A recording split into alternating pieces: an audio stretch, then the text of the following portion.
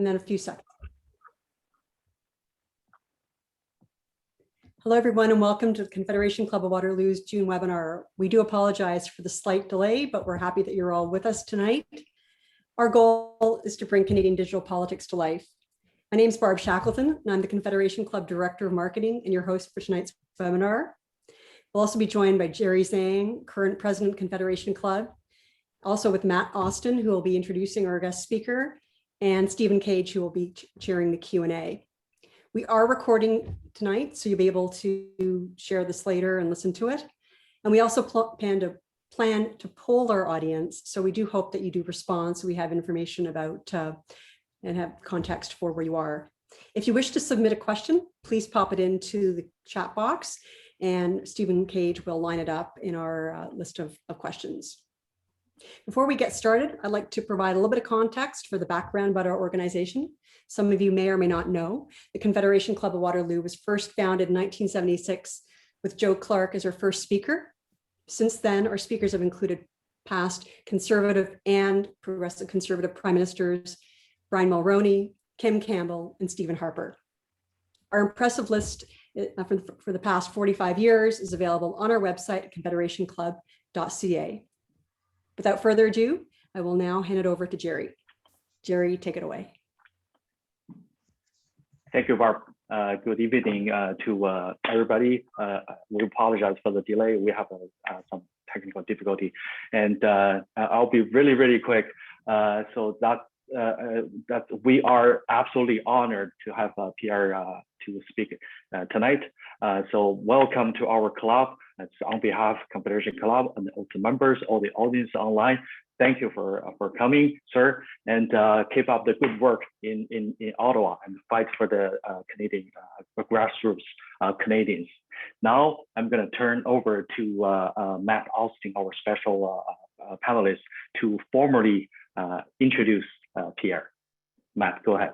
Thank you, Jerry. My pleasure, and thank you for inviting me here to introduce this wonderful honorable member. Pierre Poilievre, first elected in 2004 as a member for Nepean Carleton. He was elected as the youngest MP at age 25. He went on to serve under Stephen Harper as a Minister of State for Democratic Reform and Minister of Employment and Social Development. After the 2015 election, Mr. Poilievre served as a shadow Minister of Finance, and in 2019 was very, very busy. As we know from the current government and the numerous scandals that took place, in the SNC-Lavalin scandal, he was constantly pressuring and pushing the government for more information, which dealt with the pressuring of the Attorney General, Jody Wilson-Raybould, by the Prime Minister's office. This resulted in the culmination of a very exceptional marathon filibuster on the budget bill, demanding the reopening of the Justice Committee investigation into Justin Trudeau's involvement in what would be called lab scam. As a note, in December 2019, SNC-Lavalin would plead guilty to fraudulent activities in Libya and would end up fined $280 million. In 2019 federal election, it was his sixth election, increased voter turnout.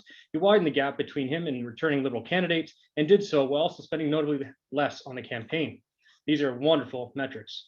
In 2020, while we thought it might have slowed down, it was even busier. During the pandemic, he was continually exposing unethical behavior on a near daily basis, from We Charity to federal pandemic spending, along with vaccine procurement issues.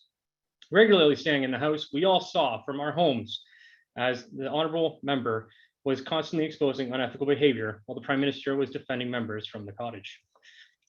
It's been a very interesting 12 months, and we're very happy to have you here. Finally, and most importantly, the honorable member lives outside of Ottawa with both his wife and daughter. It's my pleasure to introduce everyone today to the honorable member, Pierre Poilievre. Thank you very much, Austin. Thanks, Barbara, Jerry, and the entire team for including me here today. I'm very honored to be part of this august gathering and to hear the names of those who have gone before me at this club, including the Right Honorable Joe Clark and Stephen Harper and many others. I have to say it is an honor to be considered in league with them, but more importantly, in company with all of you. And there is a big project ahead of us.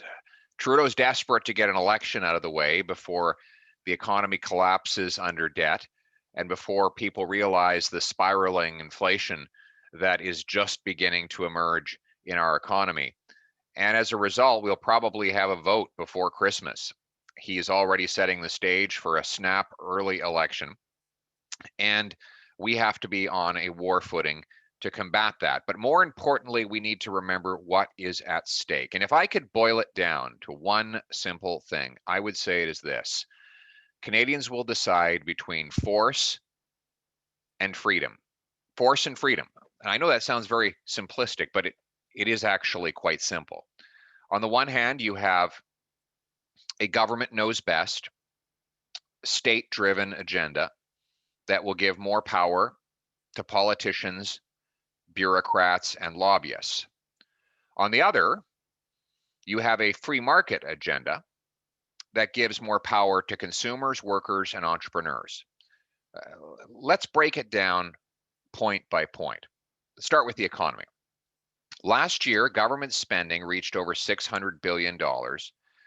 And the overall, that was the federal government alone. If you combine provinces and municipalities, government spending reached roughly $1 trillion for the first time and was a majority of our economy. In other words, half of our economy was controlled by the government. That has not happened in my lifetime. What does that mean? Well, what is government? Government is simply the legal application of force. Government is the only entity that can apply force under the law. No other entity, not your employer, not your friends, not your local baseball team, can force anybody to do anything. All of the actions that occur in the private economy and in civil society are done by voluntary people. But everything that's done by government is done by force, at the very least, forceful collection of taxes. So when the government takes over half of the economy, then that means that half of our economic lives are conducted through the application of force and coercion. So what does that mean? It means instead of you choosing what company you invest in, the government takes your money and gives it as a corporate handout to a favored enterprise through corporate welfare. It means instead of spending your own dollar on goods or services you like, the government takes it and spends it for you.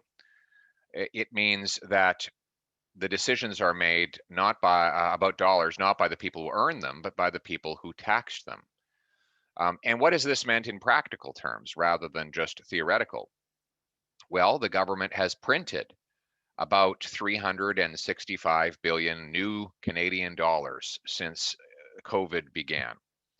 That's an increase in our money supply of almost 20%, which is the largest increase in our money supply since 1974, which, as you all recall, was followed shortly after by a massive bout of hyperinflation that reached 12%. Interest rates then were forced to rise to 18, 19, and 20% in order to counter that inflation. And what was the effect on the economy? Well, the same as we're beginning to see now. A massive wealth transfer from the working class to the super wealthy. Why? Because when governments print money and inflate the price of things, the price of the things that the rich own goes up, and the price of the things that working people must buy also goes up. So the rich float as if in a hot air balloon as inflation lifts their asset values higher and higher. Meanwhile, working class renters and young people who don't have assets slowly watch the dream of home ownership slip away as life becomes too expensive. And the prices of all the goods they buy become more dear, which means that their real wages have gone down. So the inflation tax that the government is imposing by printing money and driving up the cost of everything is really a tax that takes from the working class, gives to the government and the wealthy, and does so without a vote in Parliament that is required for taxes to go up. Imagine if inflation goes to, say, 4%. That would be like raising the GST by 4 percentage points. That is the real effect.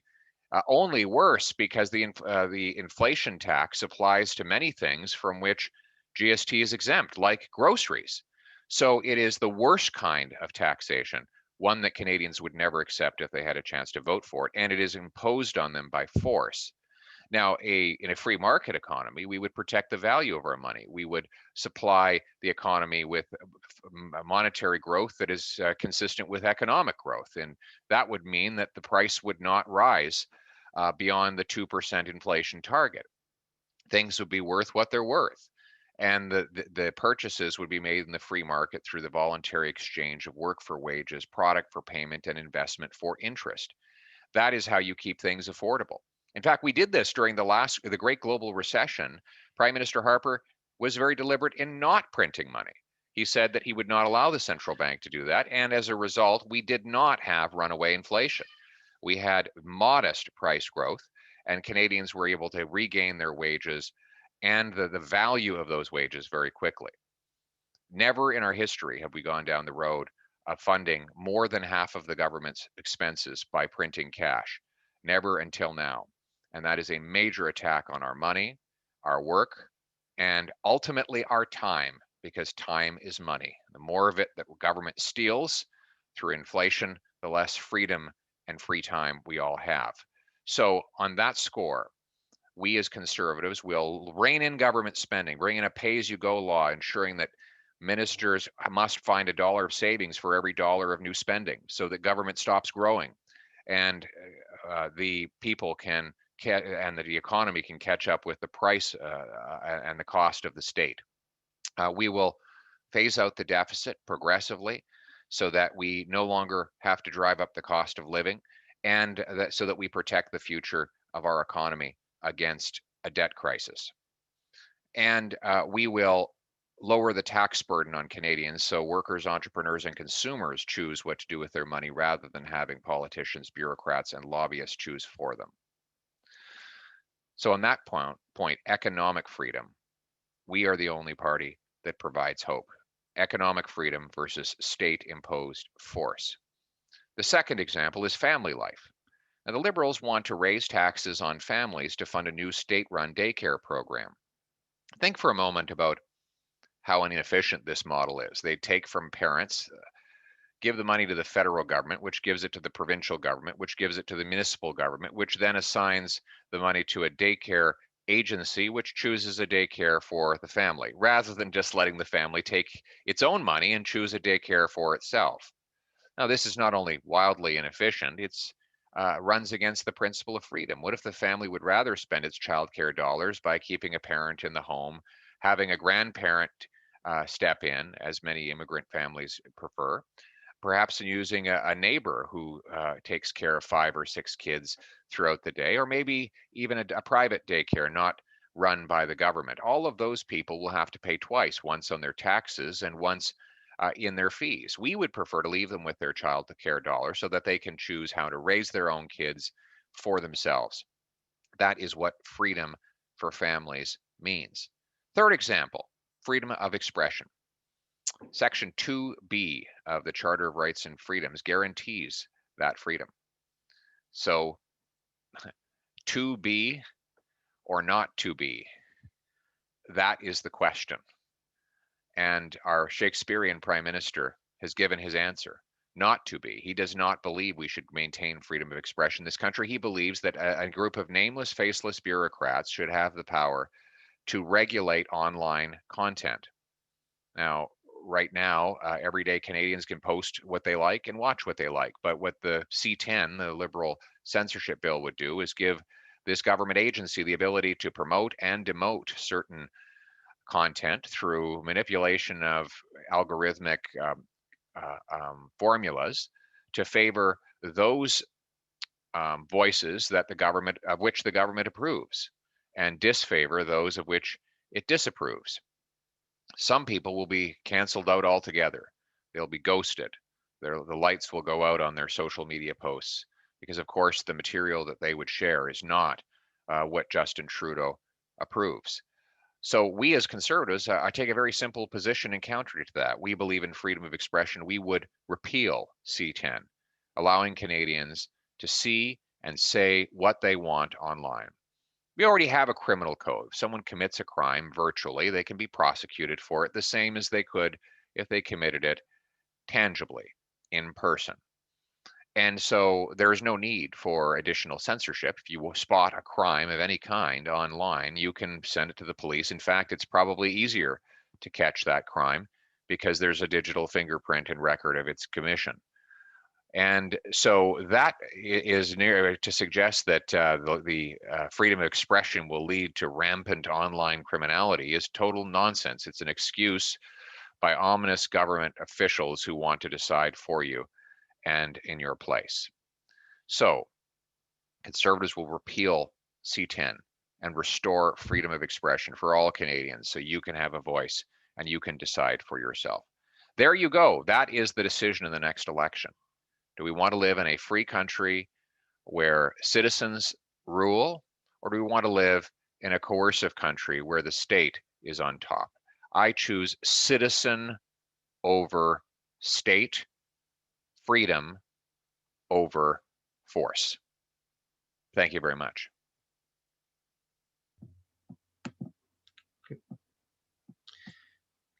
Well, thank you, Pierre. We're now moving to the moderated question and answer part of the webinar. But first, I'd like to recognize the recently nominated candidate for Kitchener Centre riding, Mary Heenan-Thorne, for joining us this evening. Welcome, Mary. And I think you did a webinar with Mary just a few weeks ago as well. Right. First question, what needs to be done to help small businesses recover from the pandemic? Well, I think that we should keep the wage subsidy in place until a couple of months after the lockdowns are done.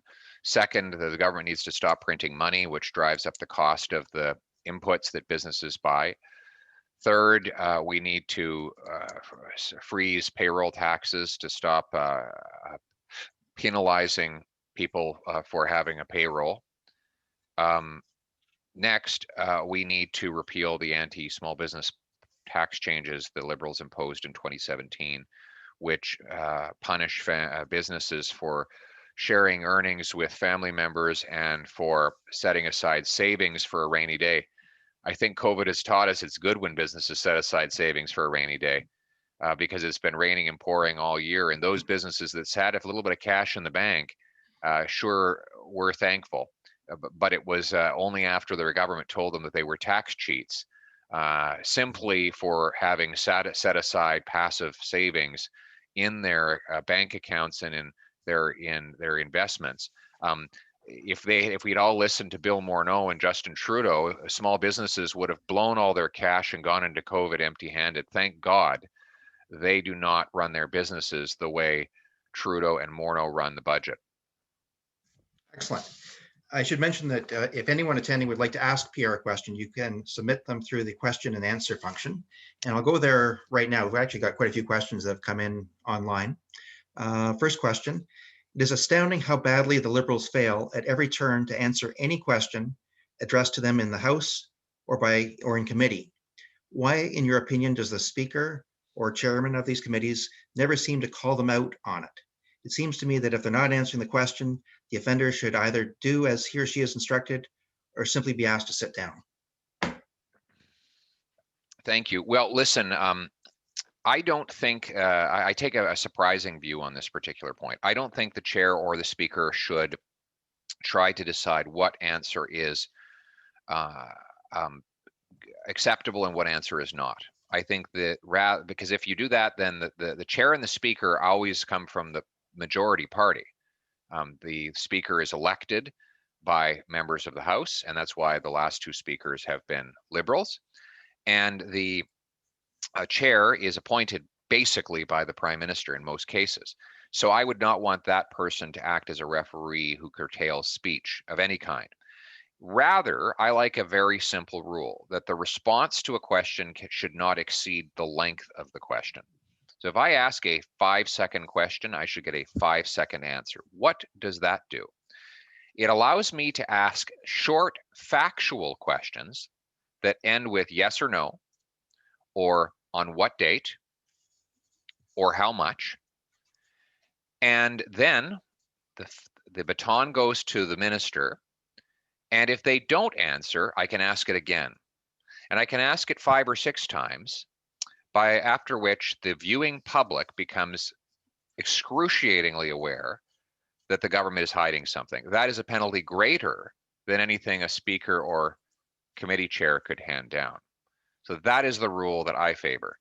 Short questions, short answers, stick to the facts. Excellent. Next question. To cool the frenzied housing market, many measures, including tougher mortgage stress tests, have been put in place over the past years, but none of them seem to be working. Now owning a home is becoming a far distant dream for many Canadians, especially young Canadians. What are your takes on this growing concern? Well, the questioner is quite right. None of these changes have made any difference whatsoever. And that's because whatever rule you want to put in place, you can't fight the law of supply and demand. The law of supply and demand are actually more powerful than any law that any politician can pass. The supply is determined by how much municipalities and provinces allow builders to build. And right now, that's not very much. In Vancouver, it takes $600,000 of every new build is just governmental cost. Permits, fees, taxes, delays, land transfer taxes, all of these things pile up to about $600,000 per door. Think about that.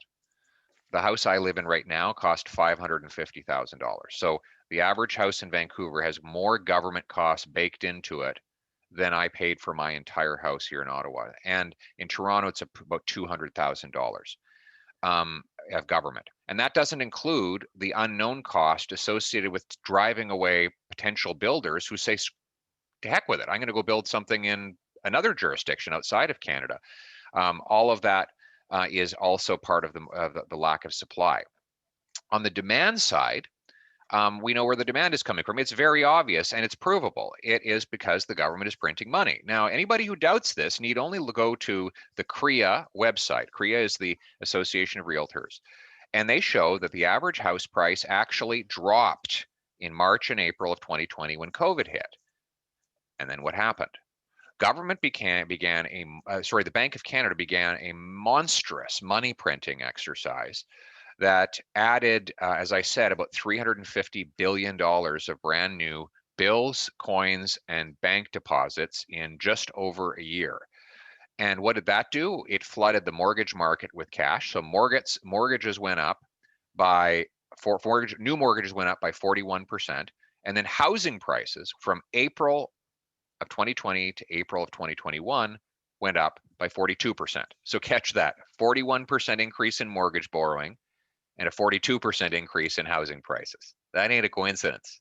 All that cash went pouring out of the Bank of Canada into the charter banks and the credit unions, who then lent it out and caused this monstrous bubble to occur.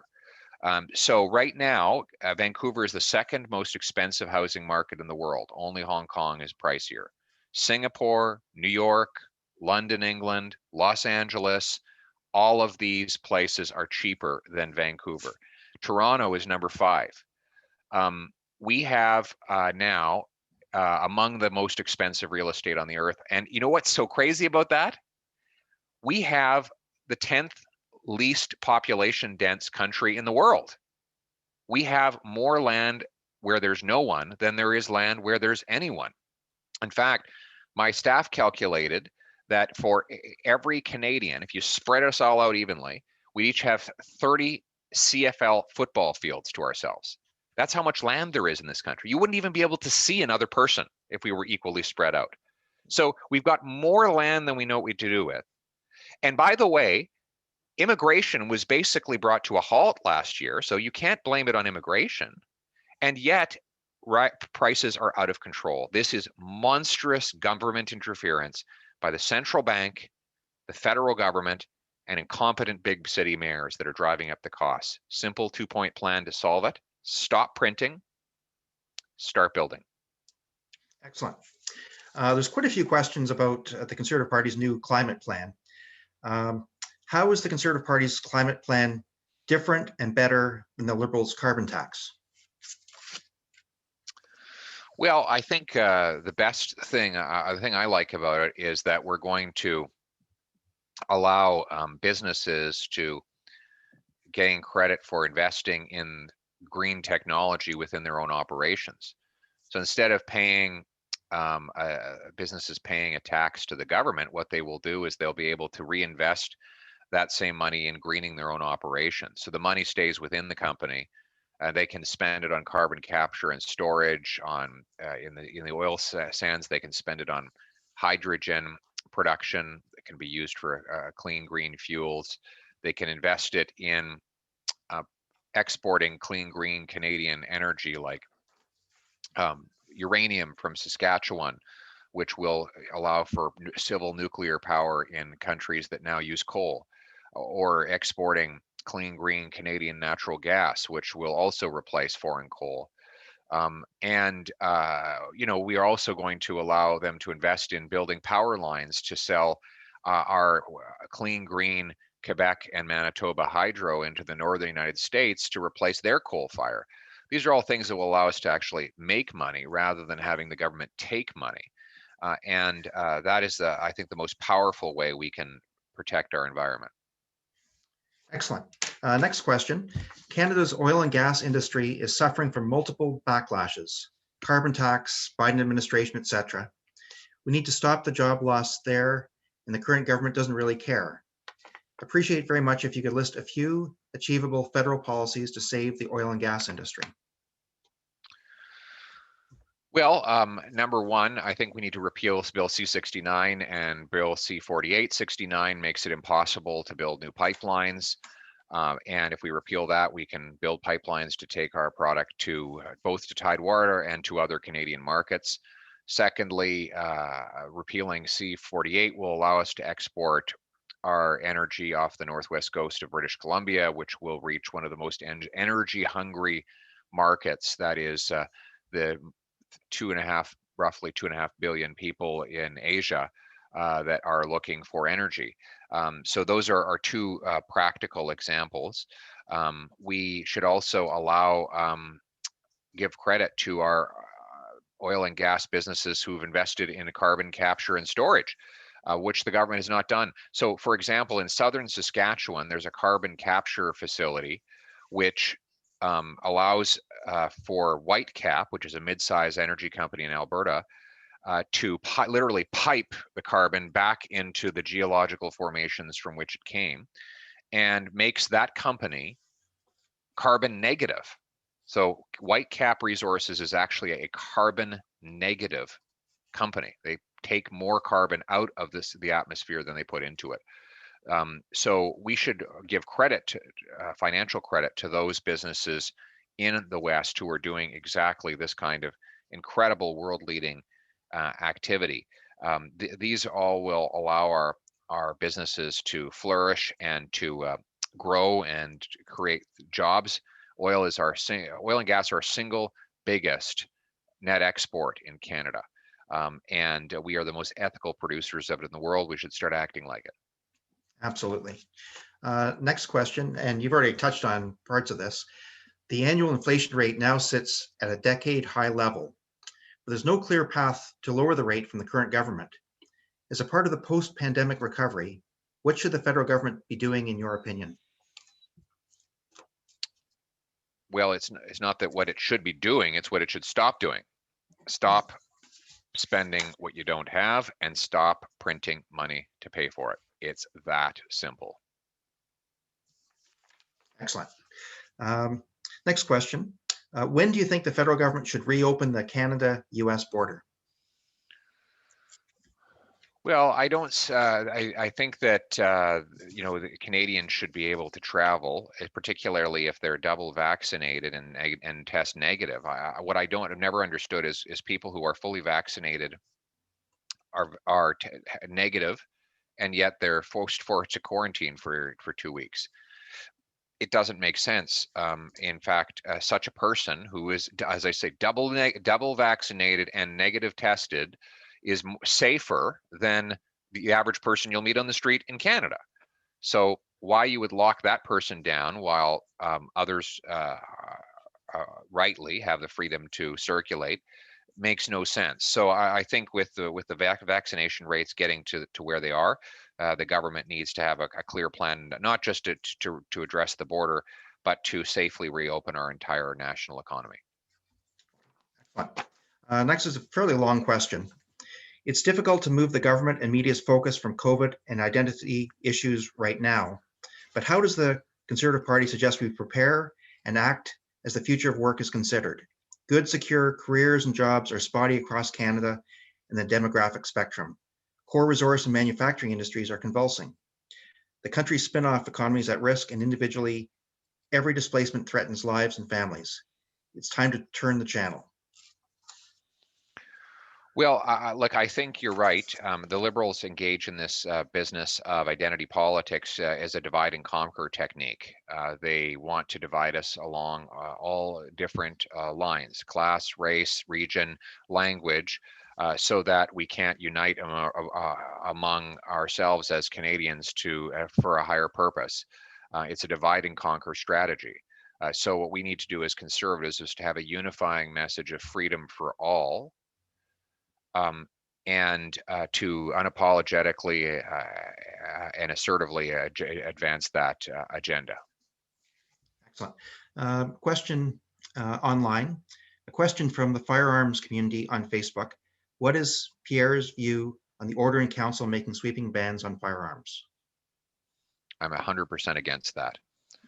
It's insane. Here we have another example of an invasion of freedom. You have everyday law-abiding Canadians, many of whom have never had so much as a parking ticket, now targeted for simply owning a legal piece of property that they have never once misused. And the only reason the government can find out that they have it is because they legally acquired a permit in order to get it.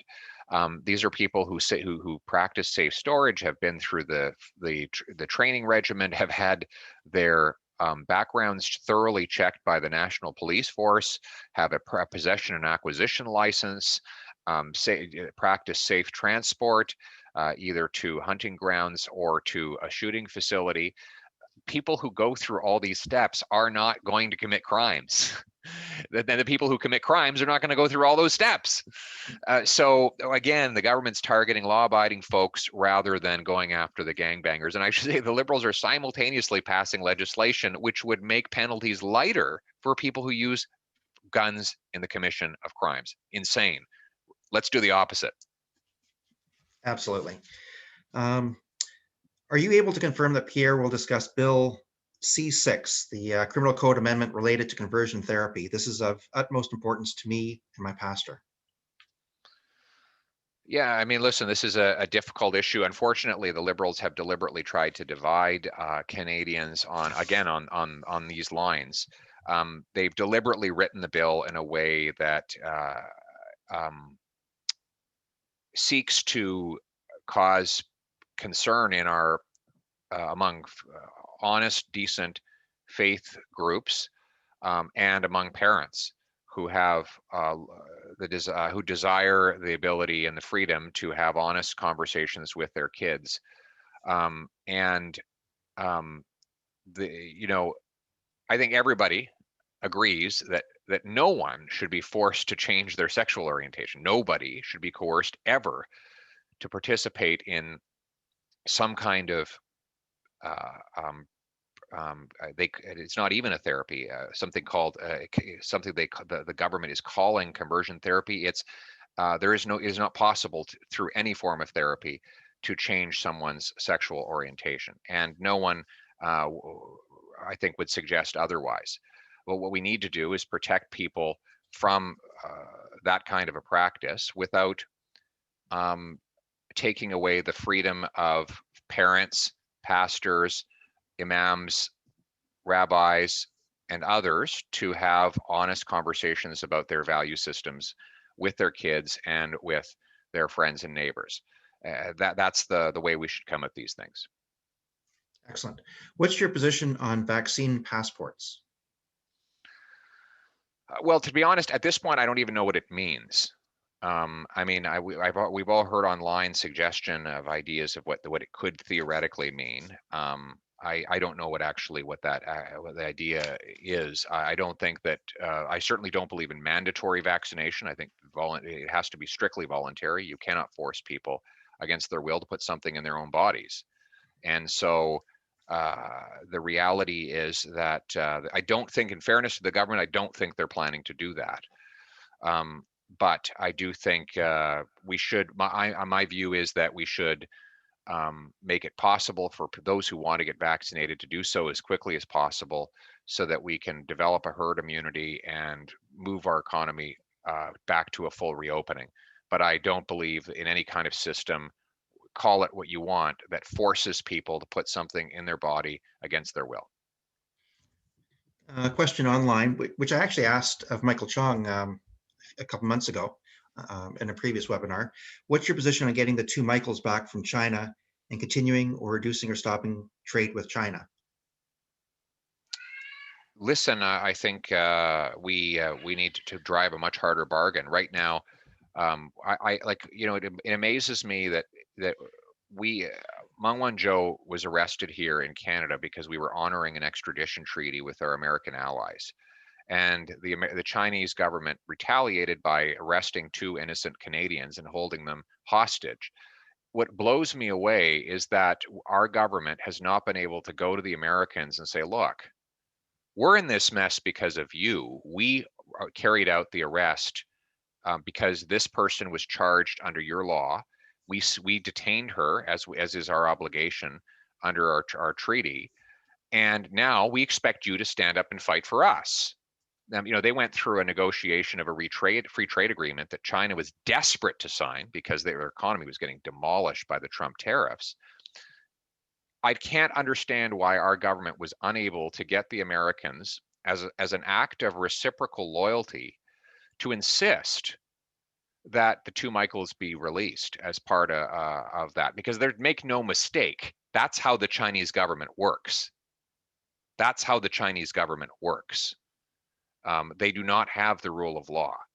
So when you want your people released there, you have to play hardball. And Trudeau, of course, will not play hardball because he is, he's the little potato. The Chinese have actually given him, the Chinese government have given him this nickname, Little Potato. And they roll around on the ground laughing at him because he's such a pushover. He even tried to buy his vaccines from them while they had our people hostage. I mean, that does not engender goodwill with a dictatorial communist regime. It engenders contempt. And that contempt is exactly what they are playing out with the continued whole hostage taking of the two Michaels. Absolutely. Next question online. What are your thoughts on all of the statues being vandalized and schools being planned to rename to get away from Sir John A. Macdonald, etc.? Well, like I think we'd have to go through. It's going to be a very long list of people that we have to cancel. If we're going to have to cancel our national founder and take down his statue, then we have to take down all the statues and the namings of Pierre Elliott Trudeau, who presided over the residential school system for his decade and a half in office. He did nothing to close it. In fact, he tried to pass legislation that First Nations agree would have led to full assimilation. We would have, this is the same Pierre Elliott Trudeau who imposed martial law, unnecessarily arresting thousands of people who had committed who were not even suspected of committing a crime. We'd have to eliminate we'd have to erase Mackenzie King, I think he's our longest serving prime minister. And he turned away Jews who were fleeing the Holocaust. That is a historical fact. We will have to take away, we'd have to punish Laurier for his position on immigration, and so many more. I could go on and on, but there are none without blemish. And frankly, let me ask you this question. In 10 years, when Liberals want to erect a statue to Justin Trudeau, will that be allowed, given that he has deprived First Nations children of clean drinking water, that he's fought First Nations children in court, that he has fired the First Nations Attorney General to cover up a corruption scandal, that he engaged in grotesque acts of racism in his youth through his blackface. If the standard is that anyone who has an imperfect past is canceled completely, then surely he has to be canceled. And he should resign, actually, in the present in order to live up to that standard. But I don't think he would ever impose that standard on himself, nor can we realistically impose it on all of the historical figures that make up our past. Okay. Next question online. How is it that the Liberal Party refuses to hand over documents, i.e. the Winnipeg scientists, after parliamentary committee votes to see these documents? Well, it comes down to a contempt of Parliament. They don't want Canadians to see the documentation because it would expose the truth. It's the same reason they filibustered for so long in the matter of the Wee scandal. And that has been the Liberal way. And when we form government, we can get our hands on those documents and expose the truth. Excellent. Can you comment on the horrific events of last Sunday in London, Ontario, where several members of a Muslim family were run over by a pickup truck in what appears to be a hate-motivated crime? Yes, this is obviously a terrorist attack against an innocent Muslim family. And I think the perpetrator should be prosecuted to the full extent of the law, and should, if convicted, and we all have every reason to believe he will be based on the public evidence, should never leave a jail cell again. And I should just add that I offer my condolences to the family, this obviously innocent family, which was minding its own business, enjoying a walk when they came under this vicious and cowardly attack. Yeah. When do you think the next federal election will be held? And what do you think will be the primary ballot question in the election?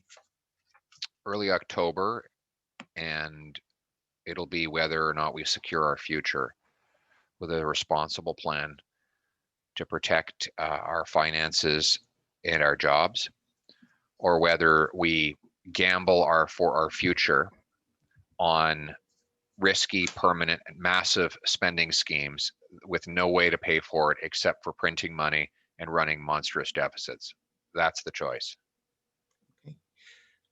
Question online. Is it possible to strip Justin of his Teflon status? Young people, immigrants, students, media are groups that Conservatives need to attract to win. Well, I see that there's two parts to that question. One is Trudeau's Teflon status. I'm not sure he has Teflon status. There's among political observers, it's always thought that he's extremely popular. He's actually not that popular. If you look at the objective data, he got 33% of the vote. That means 67% of people who voted in the last election voted against him. And he got the lowest share of the vote of any prime minister to ever take office. No one has ever taken office with 33% of the vote in Canadian history. So it's a very poor result. His advantage was not popularity. His advantage was that his votes were neatly spread out just enough to win narrowly in almost half of the ridings, while losing horribly everywhere else. So it's not that he's got Teflon status, it's that he's had some good electoral and geographic luck, and that we failed to break through in some of the strategically essential regions of the country, particularly around the Greater Toronto, Greater Vancouver areas. So to change that, the questioner is quite right. We need to break through with young people and newcomers. The way to do that is we have to be the party of the aspiring working class, the people who cannot afford a home, the people who are desperately trapped in poverty because government policies have shut them out of opportunity. And we are their voice. We are their only hope. So we have one last question. As recently as 2011, Conservatives held all Waterloo Region ridings, but currently hold no ridings in the region. What do we have to do to reverse this terrible trend? Well, two things. One, I think particularly in the Waterloo region, we need to be the party of technological entrepreneurship. This is kind of the silicon, Kitchener-Waterloo, and if you don't mind my saying so, the Ottawa region are the two kind of Silicon Valleys of Canada. we want to, we are the only party of entrepreneurship that will unleash the forces of free enterprise so that young entrepreneurs can collect the capital and make the breakthroughs, harvest the rewards of new patented technology. We need to be the party that with plans to keep that technology here rather than simply selling it off to the Americans as soon as it becomes profitable.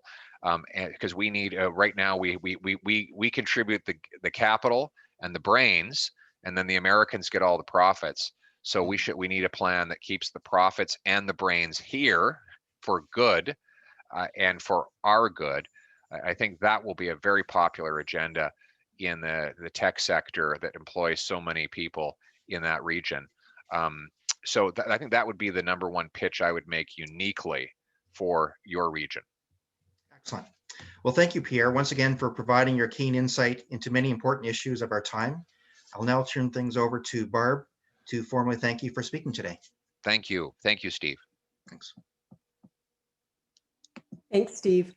On behalf of the Confederation Club, I'd like to sincerely thank Pierre for taking the time to speak to the Confederation Club this evening. We look forward to hosting you, hopefully in person next time. When exiting the webinar, we would appreciate you providing the first 3 digits of your postal code to just give us a little bit of data, and your responses are completely confidential. We appreciate you taking the time this evening and participating. Thank you and have a good evening. Thanks, Barbara. Thanks, Jerry and Matt and the entire team. I really appreciate being with you. All the very best. Thank you. Thanks, Pierre. Thank you, Pierre. Thank you. Yeah, take care. Good night. Good night. Bye.